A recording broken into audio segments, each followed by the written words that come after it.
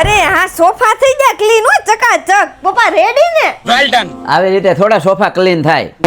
લે તો હું કેમ ક્લીન કરું? એ મારે નહીં જોવાનું. એલા પણ ફાસ્ટ એન્ડ ફ્રેશ વાળાને બોલાવી લ્યો ની.